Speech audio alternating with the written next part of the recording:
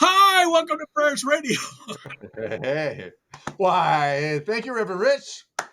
It's good to be with you. Well, it's show 30. I'm Reverend Rich. This is Reverend Reverend Paul. Paul. And we have Hey, a Paul. very special guest today, Christian, Dr. Reverend Christian Sorensen, who's been in our philosophy for a long time and is second generation science of mind minister. So, Woo. what do you think, All right. Paul? Yeah, that's amazing. All right. Well, do you want to say hi to our audience and then we'll have you pray in? Hey, thanks for having me here. I appreciate doing that. Spent the weekend hanging out with Reverend Rich and exploring the multidimensional aspects of doing ceremonial expressions, welcoming spirits into this world, sending them off in grand and glorious ways, and uniting people as they walk through this world in their togetherness. So we had a lot of fun. And it's a joy to be here. We had some difficulty technically, and these guys were praying. And if this show had anything to do with prayer, they made it happen. Brought in an angel who was able to figure something out. I don't have a clue what it was. And here I am, thanks to that power of prayer. So maybe we'll be able to talk Prayer a little work. about prayer today. That's right. And this show is only about prayer, science of mind prayer. Ernest Holmes, as I Affirmative like to prayer. say. No beseeching, begging, groveling, worm of the No, dust, no, no, not eating. here. Not here. Not, Oh man, I hope I got but the you right can do spot. that. Yeah. So, would you mind praying us in, please?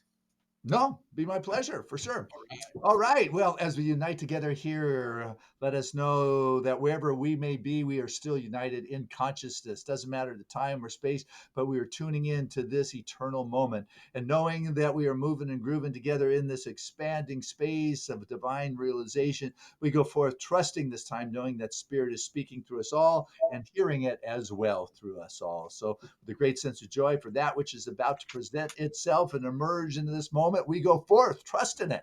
And so it is. And so it So Amen. is. it is. Wow, that was powerful. So one of the I'll give you a little overview of our guest here. He's been on TED Talks. He's you want to tell us about your are you over at your Seaside over at Seaside Center? Yeah, it's definitely a rocking spot here in the North County of San Diego. It just seems to be a thriving spiritual community. I kind of blame it on our musical director, who's been voted best performing artist in San Diego year after year. Goes on tours with Sheila E. I mean, last year I turned on the 4th of July, and there she was singing at the state capitol in front of 750,000 people.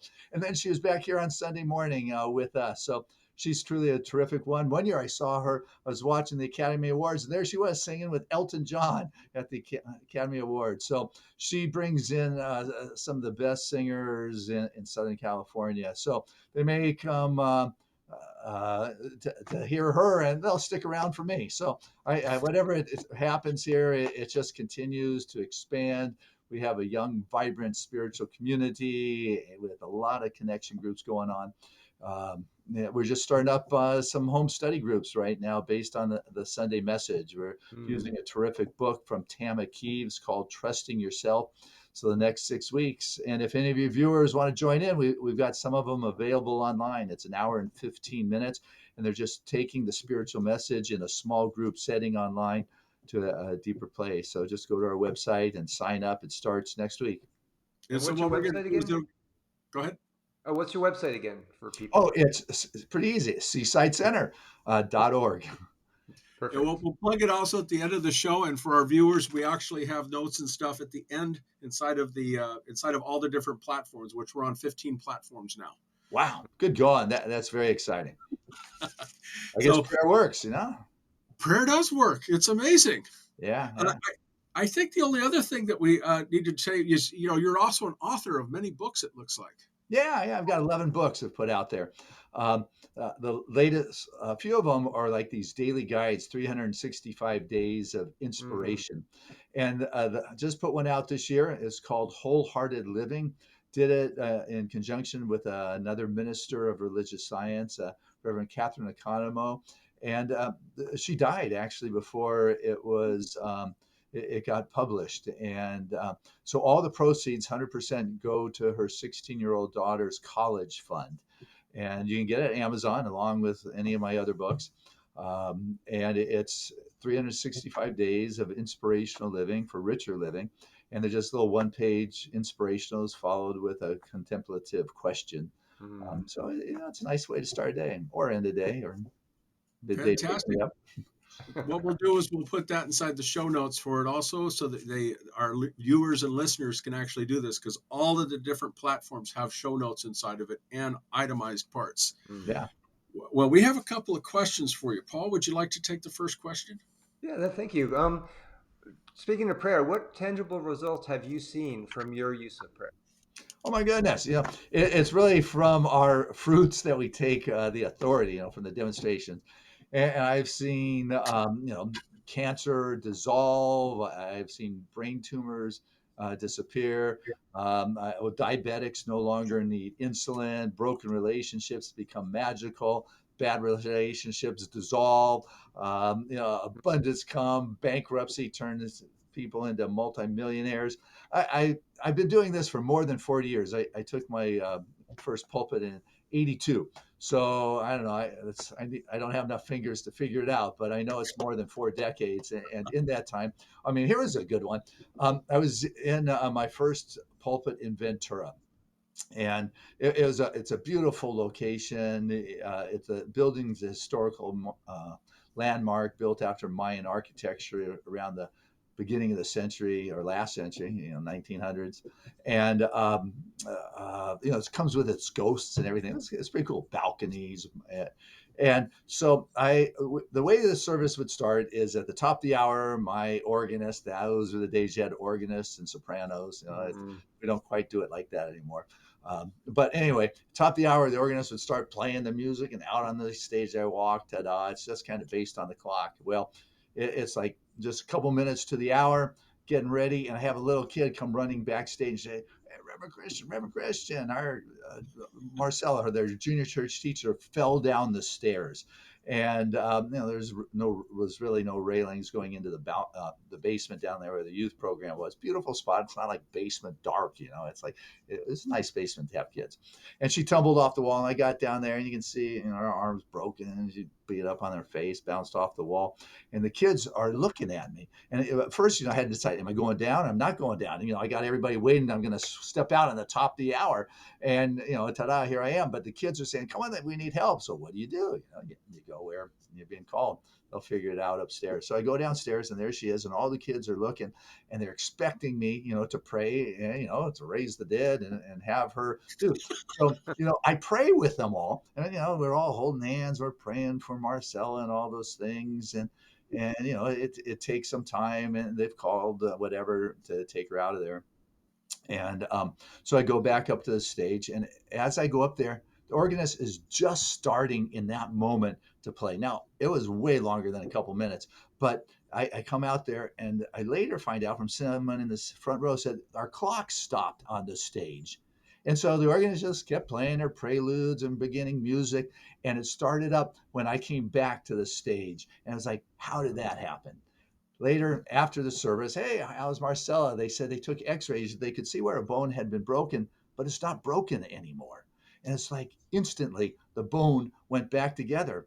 And I truly believe that was a direct result of the faith of all those kids expecting Mm. her to be healed. It was truly one of those amazing experiences. It's like those things can happen like that.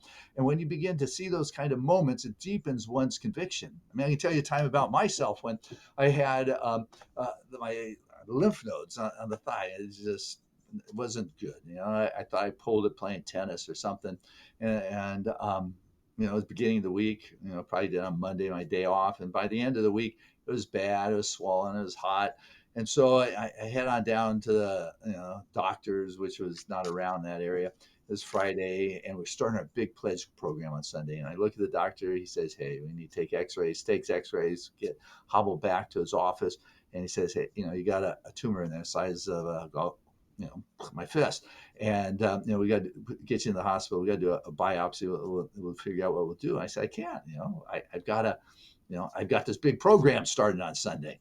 And he said, "Well, I really recommend this is, something's happening here, and we need to get a handle on it." I said, you know what, I'll come back on Monday. That's my day off. You know, we're starting a big program. We've had the whole community for months building it. It launches on Sunday. I got to be there. So I go home, call all the practitioners, and they're praying. Saturday I call them. They're praying. That night I'm sweating, and it's like something's going on. Sunday I hobble out on the stage, and I happened to be doing a talk on healing. Oh, it was so good. You should have been there. It was like one of those great ones. But Do you ever anyway, record it? Do you ever record it? it was. But who knows where that recording is Oh, 2 years later? You know. So but anyway, I believe on Sundays when I do these talks, the music and the message, it all leads to the Mhm. moment of prayer. It's about shifting consciousness. Mhm. All of those things are good to laugh and cry, applaud, but it's about shifting consciousness. So I step up to do that prayer, and I start speaking this healing prayer, and all of a sudden the words stop coming out of my mouth. They stop flowing. It's like nothing's happening. It's like I'm standing there and all of a sudden tears pouring down my eyes. And it's like it's embarrassing for a minister when you run out of words or you're like nothing's coming, you can't think of anything. But you could hear something taking place in the house, in the sanctuary. And after the service, people came through and said, "Man, that was the best prayer you ever said." I said, "But I didn't say anything." "Oh, yeah, you did. It was fun." It's like, "That's the you ever said?" "No, I didn't talk, but that." So anyway, the next day I head on down to the docks, and they said that lump is gone. I don't know what happened. It was like in that moment, on that stage in front of 200 people, it just dissolved. It was gone. Mm. Something happened in my body that wherever they had x-rays saying one thing and the next couple of days later, it was gone. And so, I've seen it out there. I've seen it with myself. I mean, I could tell you stories about buying this coastal property and we had no money, and that was a good story too, but we'll save that, for another next time. time.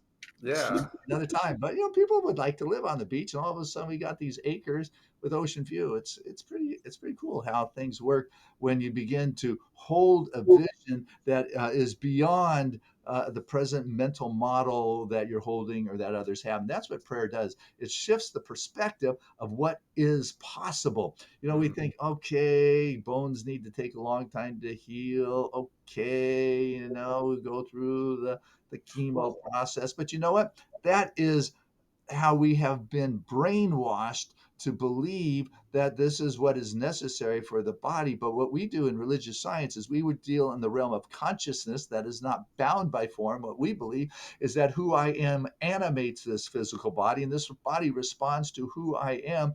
And the insurance companies know some people can get healed and some aren't from particular situations. They don't know who's going to be healed and who's not, but they know the betting odds are right that this is the percentage. They don't care if you're the one who it gets better. And that's what our prayer does. It says, we will put you in that 1% of healing when they say you can't do that. But you know what? Because of taking charge of your mind, you can watch MS begin to disappear from a body. You can watch Parkinson's reverse itself. You can begin to see all these amazing things when you allow yourself to be absorbed in the divine vibration where all things are possible. I not need to tell it what to do. It created all things, including the universe and the galaxy. What I need to do is clear my consciousness and become available for that answer of prayer to show up and get me back online when it was totally beyond my capability. Well, it's interesting. There's no time and spirit, so things can change that quick. Mm. So Right. that's the one thing that we need to take away from that. And disclaimer, always check with your doctor, blah, blah, blah. Our YouTube folks, we say hi. I don't know about that this but time. but we know as reverends that the prayer works, and that when we release it into the law runs with it. God's got it, and it's good. Am I correct? Right. It works to the degree we believe in it. 100% belief is 100% cure. And it's 1% is still a majority. Yeah. Right. So the next question we have is, what do you do for your daily practice? So how are you grounded in prayer in the morning? You just wake up and go, oh, yeah. Yeah. Well, it kind of yes, because when I go to sleep, I just kind of knock myself off with my affirmation as I'm going out is grace and gratitude, grace and gratitude. So last thing on my mind tends to be the first thing that comes to my field of awareness before I open my eyes. It's like, what am I going to be grateful for? Where's grace showing up in my life? So even before I open my eyes, I'm an early riser. I probably can thank my dog and my cat in the early days of that. My dog wanted the walk when the sun was beginning to rise, and my cat wanted his food. And my wife, didn't like those early wake ups, so I would get kicked out of bed by her to the pleasure of the cat and the dog. And so I end up, used to wake up with the sun. Now I just wake up around 5, and I find it's a great time. Rather than sitting there Mm. with my tea, I get coffee. I like that little extra jolt. Why not? Right. So I have my coffee, and I do my prayers, and I do my meditation. I do my email. But it gets it with that kind of consciousness. I'll do. When I had the dog, it was always I would be outside first thing and just doing that Oh, mile loop, and just being a walking meditation, if you would. And now after that, I do my exercise in the morning, whether it's weights or yoga. So I take care of the body, already taking care of the mind, trying to catch up with what transpired and the soul. That is really my meditation. And then I'm blessed. Here it is. 8 o'clock in the morning. We got connected. We're already doing our spiritual talk. Um, During the day, my staff, was a requirement here, if you're part of the staff, is to stop at noon. All of us will go into the sanctuary and we pray and meditate together. And your viewers are welcome to tune in. They cast it on Facebook Live every day at noon, just a little 10-minute meditation. I share a thought worthy of contemplation. We take 5 minutes in the stillness, and I will bring us back with an affirmative prayer. And it's amazing. Everyone is more productive after that. People who say, if I cut out 10, 15 minutes of my day, I'm going to lose so much productivity. But what we've come to discover is that we become more productive, when we do that. Through the course of the day, I get people calling in for prayer all the time. So I pray all day. Mm. I get paid to pray and read and share the contemplations and revelations of that reading that I'm always working on organizing, because another Sunday's coming around. If another Sunday's coming around, I've got to have something to say. And so, through the course of the week, I am trying to lay out things so I don't stress out on a Saturday. And then before I close shop, I do, bless the place and pray. Though if I'm teaching at night, once again, I'm just saturated in that spiritual kind of juice. And, people look at you as a rev. So you gotta kind of, allow that be what exudes from you, as opposed to, stumbling around town. And so that's kind of my day. It's fun to, be people expect you to be praying and meditating. You get paid to do that. Maybe in a corporate world, you can, hey, hold my calls for 15 minutes because I'm meditating. But here, that kind of goes over good. So Paul, what do you think? Does it sound like uh, Reverend Christian is doing proactive prayer and everything? What Well, do I you was think? wondering, how has your prayer evolved over the years to where you are now?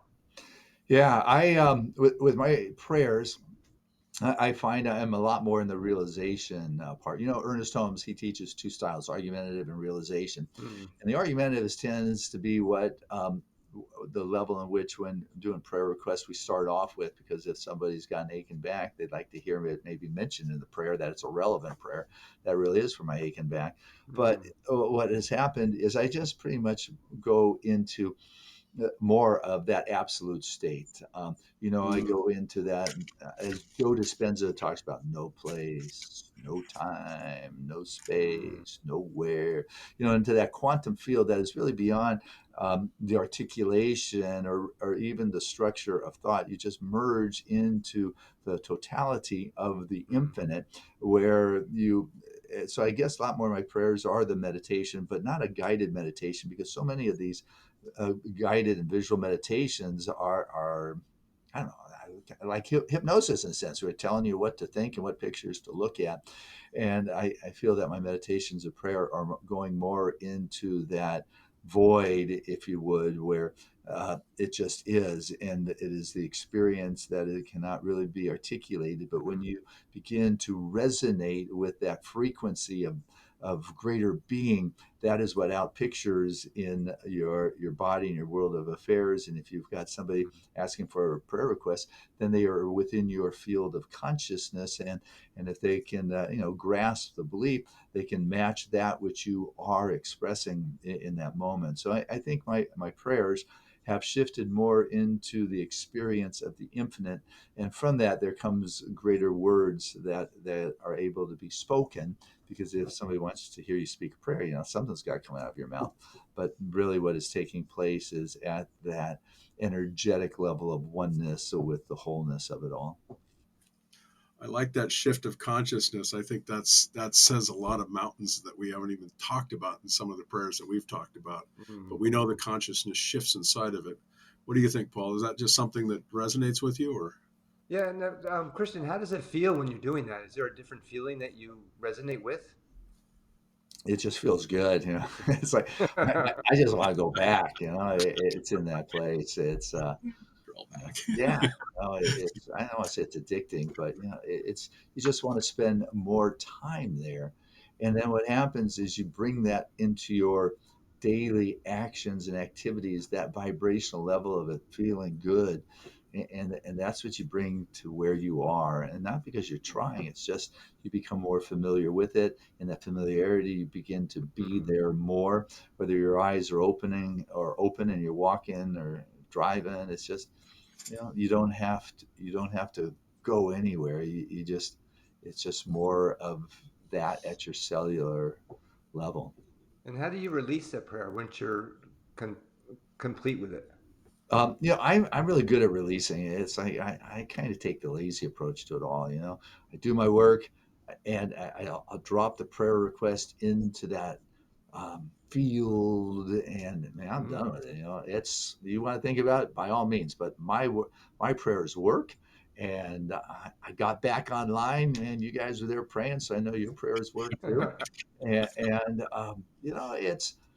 it's just the knowingness. And if it doesn't show up in the manifestation of the requestee, it's not because I didn't do it. It's not because I didn't go there. I absolutely touched that divine vibration. I know it. I know the wholeness is there. And if you're not getting it, then, hook up some more. It's done unto you as you believe. I did my work. I Mhm. get results. And if it's not happening for you, then, it's time for you to do a little bit more shifting. What was interesting for our viewers is that when we were trying to get online, we had some challenges, and then one of his technicians showed up in his office. I think you said it all just sort of flowed and came Mhm. together and stuff. And we were doing prayer work on it to make it happen, and boom. Boom, right. Yeah, when you guys came online, both of your eyes are closed and heads are down. And you say, "Man, we can't lose this dude." No, you're fantastic on what you do. Okay, you've gone over the evolving prayers. You already know what works as you've explained that.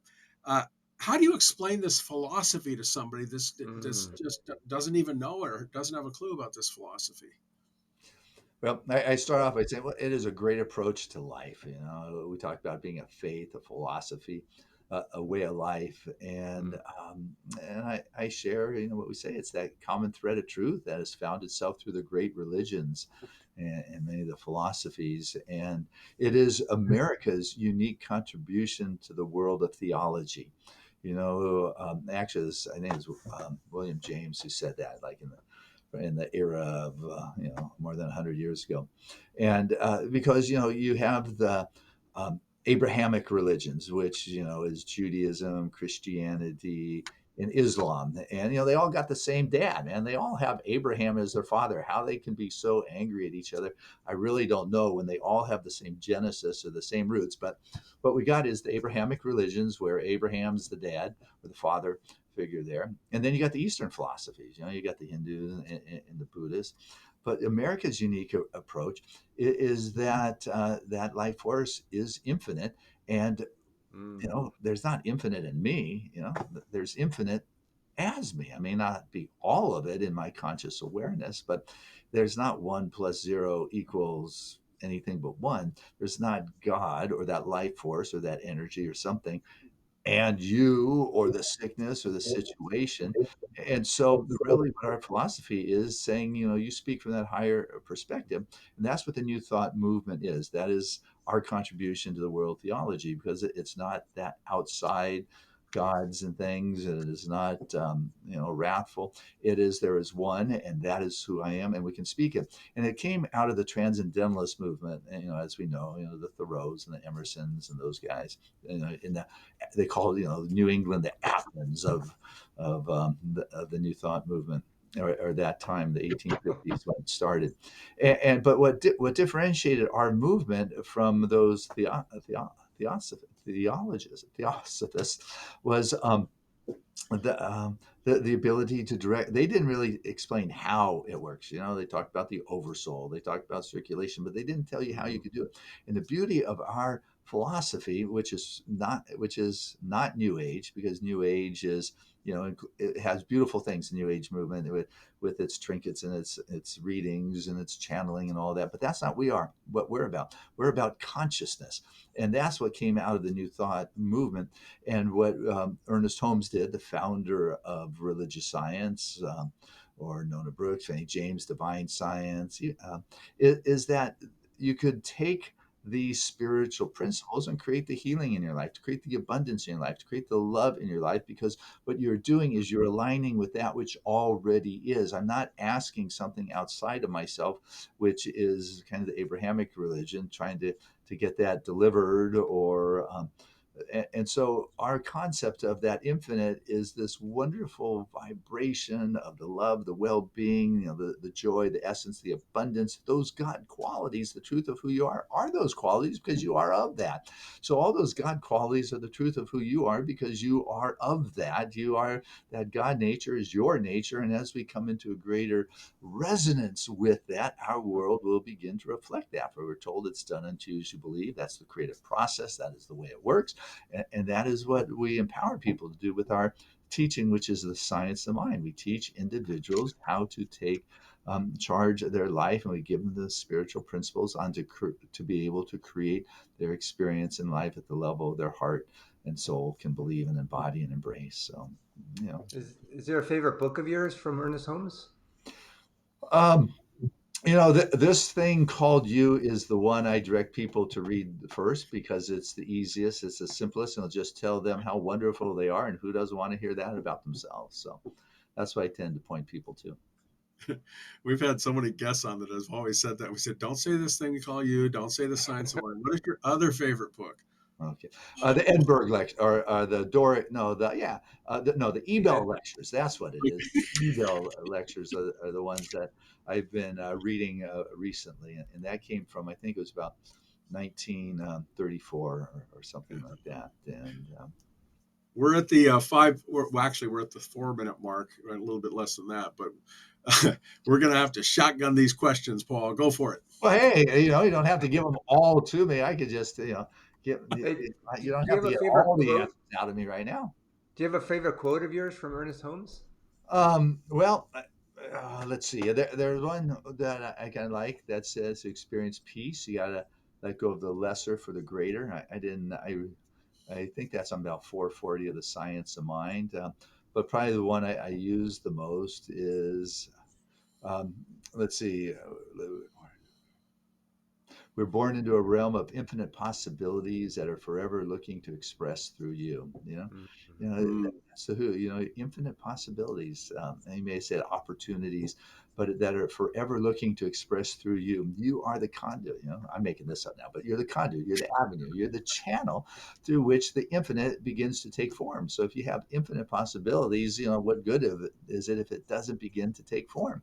And so you have been called for a time such as this to bring peace to a planet that could be warring. It's for you to bring abundance to a place that is feeling a constriction. It's up to you to remind people of that health by being the vibration of wholeness when they're in the midst of fear.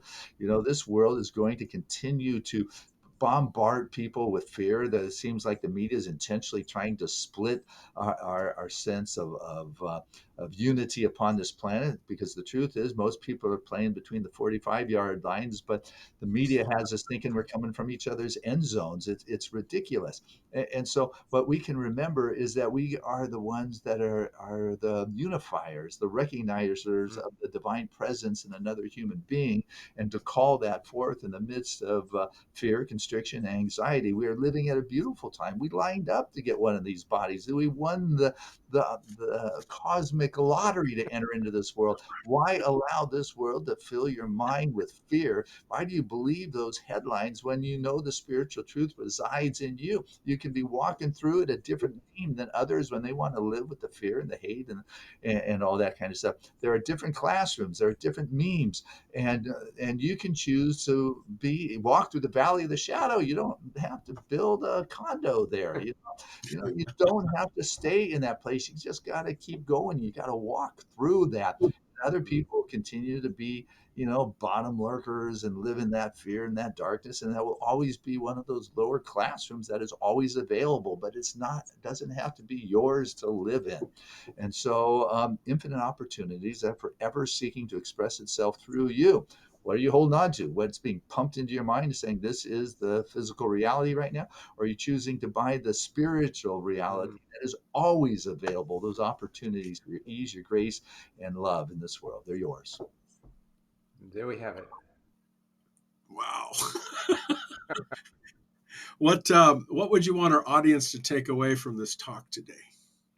That was it. Yeah, I mean that's it. That sounds like You choose the mean, man. You can live where your heart desires. You don't have to believe the physical facts. They respond to your consciousness. It may be what's going on in this moment, but that's your feedback of your consciousness. It's the biofeedback, what's going on in your world. And people say, if I could just get a snapshot of my thinking, well, you got it. Look around your world. That's where your thinking is. It doesn't just happen to you. And so I encourage people to take charge of their consciousness, because you're watching yourself think. You ever see yourself getting sad, happy? You are the observer, and you got to pull yourself out of the physical experience and become the witness of your life and saying, okay, this is what's going on, but you know what? This is where I'm going. And I like my trajectory, or I don't like my trajectory, but I'm the one who gets to make the adjustments. And so I always like to remind people, take charge, man. You're not a victim. So where can people reach you? Go to seasidecenter.org website. You can watch me live on Sunday mornings at 11 o'clock Pacific Standard Time. But if you slept in, you missed it, you can always watch it afterwards. It's on all week right on the website. They probably have a couple of them now. You can do that, or you join me on Facebook Live at noon, Tuesdays, Wednesdays, Thursdays. I'm doing that. So, yeah, love to have you join me in that wonderful realm of the virtual space. Wow, So we'll put those links in the show notes, and we'll make sure that people actually see that, and then I'll put it on Prayers Radio site also, so that people can see that also. Paul, where can they reach you at? I'm at iamspiritalive.com. All right, and I'm Rich Jarvis, and this is Prayers Radio. And would you like to pray us out? Me or Yeah. Paul?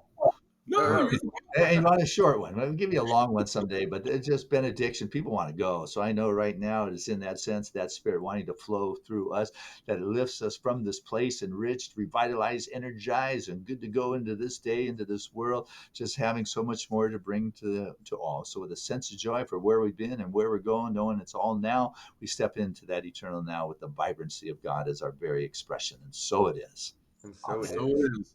We want to give you great thanks for Jay, thank joining you. us today, because you My stepped up joy. to the plate for us, and we appreciate you. So we're going to say now, bye. Bye. See ya.